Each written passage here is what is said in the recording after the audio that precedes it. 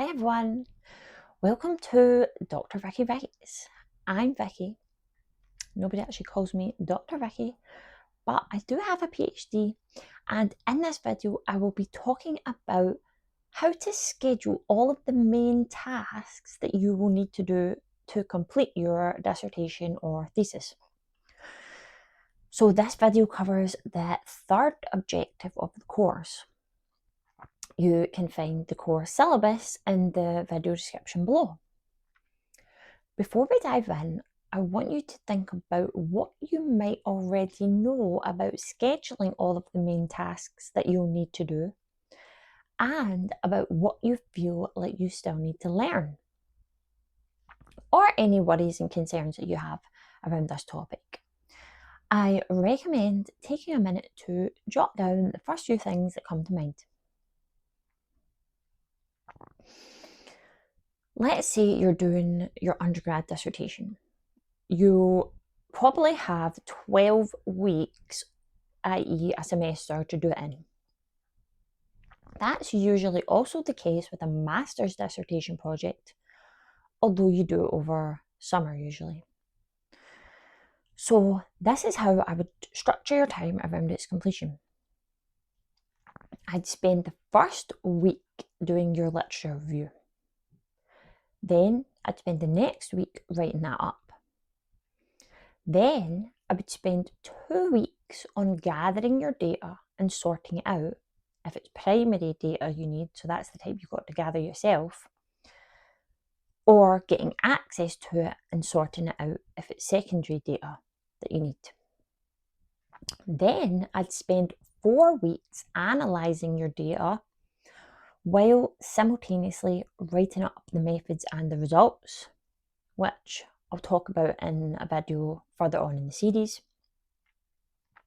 That includes selecting the appropriate methods of analysis, which I'll also talk about in a video further on in the series.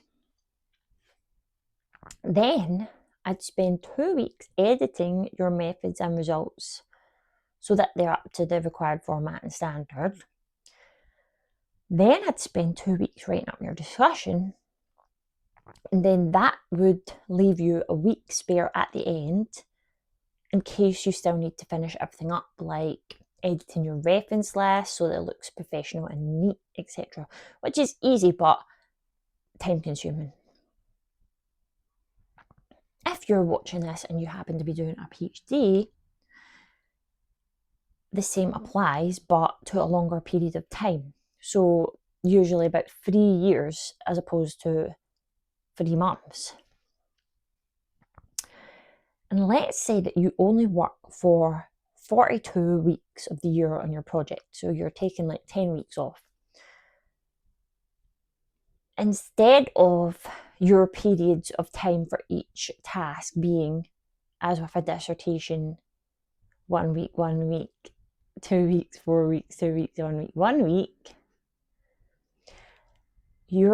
I recommend that your time periods are 10 weeks on doing your literature review, 10 weeks on writing up your literature review, 20 weeks on sorting out your data, 33 weeks doing your data analysis alongside writing up your methods and results, 17 weeks, seems very specific, but 17 weeks editing your methods and results, 20 weeks writing up your discussion, sounds like torture, and 16 weeks left over at the end for editing, formatting, finishing up, etc. And that might seem like a really long period of time to be left over at the end, 16 weeks. But if you're doing a PhD, it will be very long and it will have loads of references, like maybe like 200, 300. So 4 weeks, 16 weeks, 4 months will actually fly by.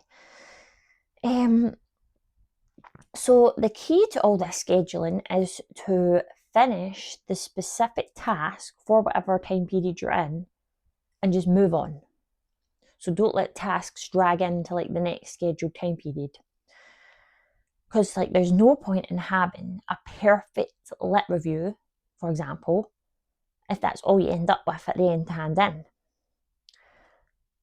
Sometimes like when you're doing your analysis, you just won't get the results that you were hoping for, like, or you might not be able to actually include everything that you hoped you would at the start just because of like time limits, time restrictions. And to be honest, you need to just accept that and just write up what you do have so you can pass, because that's the ultimate aim. If you, for whatever reason, do end up somehow having like loads of extra spare time to spare at the end, then you can always go back and like add things in. I also need to add that in terms of like each single week, if I was an undergrad, I'd be aiming to do 3 days of work a week on your dissertation, and on each of those days 4 hours of work. So a total of 12 hours of work a week, split up like that. If I was doing a PhD, I would aim to do 5 hours. No, not 5 hours, 5 days of 4 hours each day. So 20 hours a week, which doesn't seem like a lot, but usually PhD students have to have jobs as well. The 4 hours a day is key because research has proven over and over again that if you're somebody who's doing like knowledge-based work, focused work, after 4 hours, your brain basically stops working. So it's pointless trying to do more than that. If you do less than that, you might not make the progress that you need to each week. So that really covers the basics of scheduling all of the main tasks that you'll need to do to complete your dissertation or PhD thesis. If you want a task to do after watching this video, here it is. Get out or obtain some type of planner or calendar in whatever format you think will actually help you and that you'll use and refer to, and then physically write or type out around your other commitments, like put them in as well, like classes, work schedule if you know them already,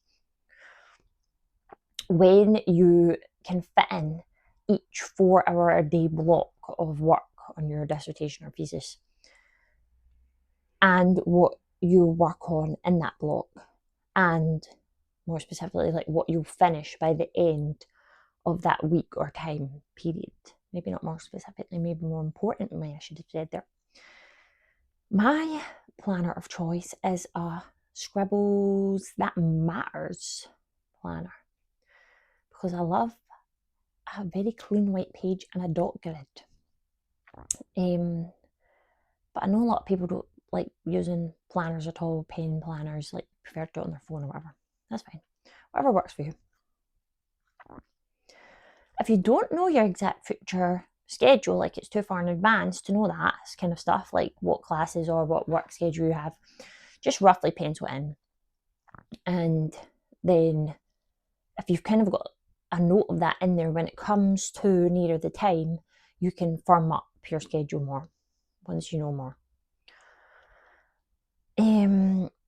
I'll talk more about how you can actually hold yourself accountable to this schedule that you put in place when the time comes to do so. In a future video, I'll talk about that. So if you have any questions about any of that, please put them in the comment section below. Don't know if I should just say please comment, but hey. Or if you'd prefer, you can email me at drvicky911@gmail.com. I also encourage you to think about the following questions and do the same. Comment or email me. Did I clarify anything for you? Did I address any worries or concerns that you had around this topic? Do you feel that you've learned anything new that will be of value to you? And how does what I've covered relate to your own personal situation? I'll check and respond to your comments every second weekday. I might not have time to respond directly to emails, but I'll make sure I get around to reading them all and summarising them in a video or something like that in the future. Thanks for watching. See you next time.